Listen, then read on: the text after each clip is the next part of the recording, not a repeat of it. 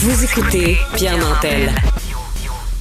Dans l'actualité internationale, ce qui s'est passé hier, le fait qu'Israël déclare avoir réussi à abattre le chef du Hamas, je pense, selon le peu que je connaisse là-dedans, que c'est un événement important, puis on a la chance d'en discuter avec quelqu'un qui s'y connaît, le directeur de l'Observatoire du Moyen-Orient et de l'Afrique du Nord à la chaire Raoul Dandurand, M. Sami Aoun. Bonjour, M. Aoun.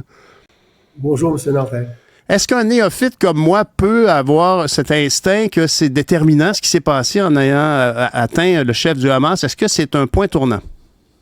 C'est un coup dur, à vrai dire. Est-ce que c'est tournant? Oui, certainement, par exemple, pour les négociations sur le cessez-le-feu et la libération des otages israéliens des mains des combattants de Hamas. Mais en tout cas, ce serait comme toujours dans les assassinats, surtout pour des chefs militants comme ceux de Hamas ou de Hezbollah, il est très possible de régénérer le leadership et quand même les remplacer. Ça peut être un coup vraiment dur pour un certain moment, mais cela ne signifie pas qu'on a un dérapage quand même assez pour une longue durée. Preuve en est que le chef fondateur de Hamas, le cheikh Ahmed Yassine, a été assassiné et maintenant, après, pour des dizaines d'années, le Hamas a repris sa vigueur et sa force de frappe et son organisation. Et lui-même, Ismail Haniyeh, était le chef du bureau de ce fondateur.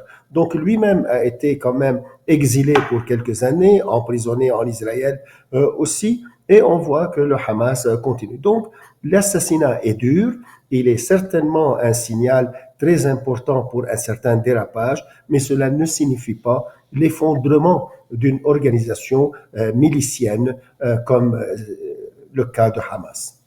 Monsieur Aoun, merci donc de me corriger d'emblée parce que je croyais peut-être, et à tort certainement, que parfois certains leaders du Moyen-Orient ont une espèce de... On leur voue un culte. Ils sont vraiment des gens qui ont une volonté qui impose beaucoup à leurs troupes en dessous. On pense, entre autres, comment s'appelait-il, ce fameux... C'est honteux, je me rappelle pas de la personne en question. Les attentats du 11 septembre, comment s'appelait-il? Ben Laden. Merci beaucoup. Ben Laden avait une force de caractère qui impose... Éliminer Ben Laden avait eu un impact, non? Oui, certainement. Ça, c'est aussi... C'est pas pareil du tout. Il ne faut pas confondre dans le potager. Là. Il y a des patates et des carottes. Non? Oui, vous avez bien raison. Pour un groupe comme Ben Laden, il n'avait pas vraiment une couveuse populaire très forte. Et aussi, son objectif, c'était de combattre le grand Satan, c'est-à-dire les États-Unis. Tandis que dans ce cas de Hamas, il y a plus un amalgame ou quand même des ambiguïtés parce qu'ils sont un mouvement populaire. En ce sens, ils ont leurs assises populaires. Il y a une cause palestinienne qui dure avant eux et après eux, pour sûr. Alors c'est en ce sens, et ça peut être pas nécessairement dans le groupe terroriste point à la ligne, ça peut être aussi dans un mouvement de libération. Politique, je comprends. Politique, excellent. Et aussi, ils ont une représentation politique qui était quand même critique à certains moments parce qu'ils ont fait un coup d'État contre l'autorité palestinienne et c'est pourquoi ils ont pris le monopole de la bande de Gaza en 2007. Mais cela ne signifie pas que c'est pas un coup dur. Mais l'idée, c'est que ce mouvement historique qui est de la mouvance des frères musulmans depuis 1928. Il ne faut pas sous-estimer aussi leurs racines historiques, même si le mouvement des frères musulmans est comme mal aimé dans plusieurs capitales arabes et même au niveau de la population arabe.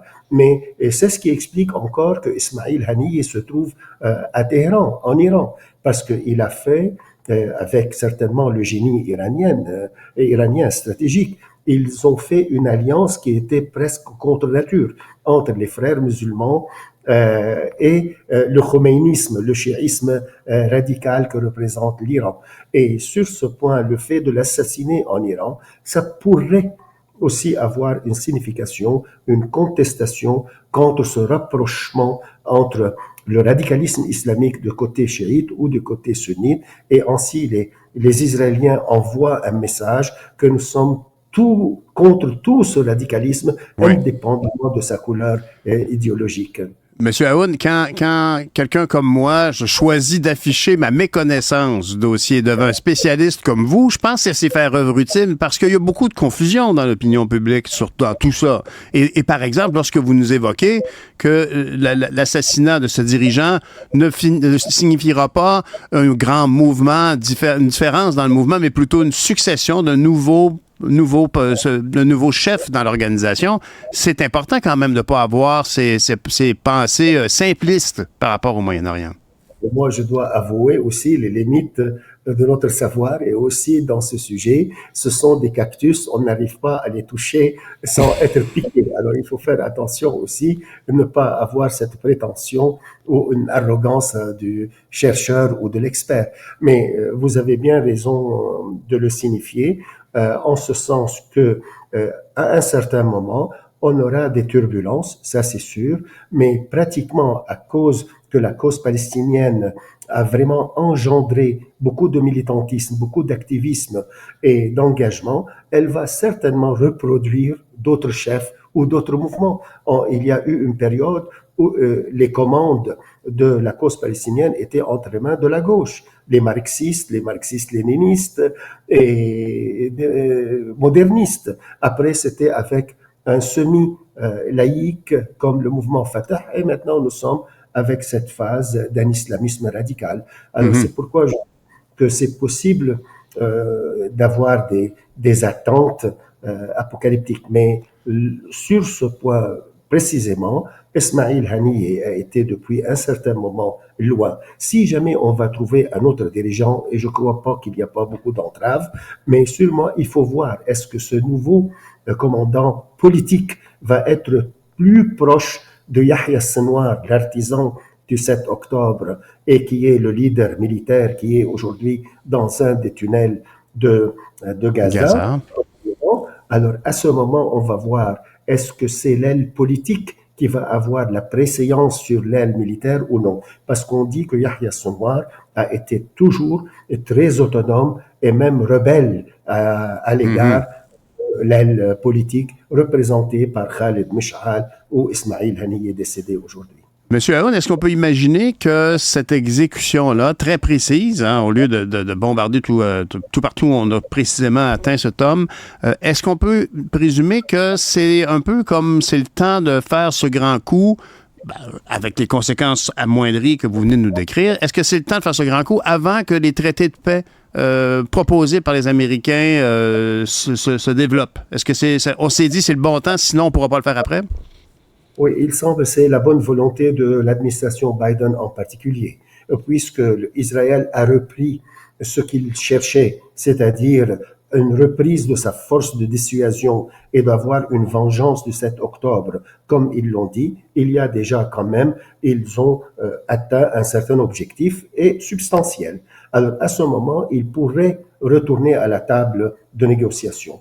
Et c'est l'intention de l'administration Biden. Et il y a toujours un scénario possible qu'après cette secousse, qu'il soit à l'égard de l'élimination d'Ismail Haniyeh et de Hezbollah aussi qui a eu une frappe, que peut-être maintenant on va garder un peu un esprit calme pour une sortie de crise. Ça, c'est probable. Mais il faut voir, est-ce que par exemple des capitales arabes comme l'Égypte, le Caire ou à Doha, où il sera enterré, le Qatar, qui était le vrai fournisseur et parrain du Hamas, est-ce qu'on peut reprendre cette carte de la guerre de Gaza des mains des Iraniens et on le reprend entre les mains des Arabes pour avancer la paix comme vous le dites et vous le souhaitez. Alors, il faut voir comment le jeu va se faire. Mais pour sûr, pour l'Iran, la priorité, c'est la survie de leur régime. La priorité, c'est de continuer la production nucléaire et probablement la bombe nucléaire, mais non pas se venger pour Ismail Haniyeh d'une façon catastrophique ou une guerre ouverte. Ils ne l'ont pas fait pour Qasem Soleimani, ils n'ont pas fait pour beaucoup de leurs personnalités diplomatiques et officielles militaires. Alors, il ne faut pas le faire pour Ismail Haniyeh, malgré qu'il se sente humilié que ça a été une frappe en pleine capitale de Téhéran. Alors ça pourrait aussi avoir une certaine revanche, mais il faut voir en tout cas M. Aoun, vous avez évoqué l'implication du Qatar. En quoi, quelles sont les négociations d'arrière-scène qu'il peut y avoir avec un pays comme le Qatar, avec les Américains, par exemple, qui sont très impliqués dans la résolution potentielle de ce conflit? Y a-t-il des jeux de coulisses avec le Qatar qui peuvent être déterminants? Oui, certainement. Le Qatar, tout d'abord, a été choisi par l'administration Biden comme le premier allié stratégique hors l'OTAN, hors donc le bras armé de l'Occident. Et deuxièmement, le Qatar, avec Netanyahou, avec Israël, étaient les parrains d'une façon de fournir au Hamas beaucoup d'aide militaire, beaucoup d'aide financière, et beaucoup, pas militaire nécessairement, financière et diplomatique, pour que le Hamas ait une emprise sur la bande de Gaza. Et c'était le bon vouloir du Qatar avec beaucoup d'argent et avec une illusion qu'on va créer de la bande de Gaza une autre Singapour. Et c'est en ce sens les ardeurs de militantisme chez le Hamas vont être peut-être abaissées en faveur d'une solution diplomatique. Alors ça, c'est tiré en éclat, c'est éclaté vraiment de cette... Alors, En terminant, M. Aoun, donc ici, ce que vous nous dites, c'est que Israël a cherché à être une ruse pour essayer d'installer une autorité sur laquelle ils auraient un peu de contrôle et ça leur a pété au visage. Quel serait l'événement? Qu'est-ce que vous entrevoyez pour les prochaines semaines comme résolution potentielle de ce conflit? Est-ce que vous en entrevoyez une en terminant? Oui, certainement. Il y a un certain rapprochement, il faut le voir, entre le Fatah et le mouvement Hamas. Essayer par exemple, avoir les coudées un peu plus serrées entre les Palestiniens pour s'imposer sur la table comme négociateurs pour leur propre cause et non pas être à la merci des puissances étrangères, l'Iran ou autres. Et sur ce point, on pourrait voir dans le cas d'Israël une pression de plus pour que vraiment faire une sortie de crise. Mais ici, peut-être je pourrais revenir à votre pessimisme et il a droit au chapitre parce que M. Netanyahou a une stratégie plus vaste, celle de diviser les Palestiniens, celle de dominer Gaza et peut-être et probablement, et serait très malheureux, essayer de chasser les Palestiniens ou les affaiblir en Cisjordanie pour vraiment faire effondrer l'autorité palestinienne. Sami Aoun, un énorme merci de nous aider à démêler cet écheveau. Vos informations sont extrêmement précieuses pour nous. On est chanceux d'avoir quelqu'un qui vulgarise bien sa question. Sami Aoun, merci beaucoup. Bonne journée. Vous êtes directeur de l'Observatoire du Moyen-Orient et de l'Afrique du Nord à la chaire Raoul Dandurand. Bonne journée.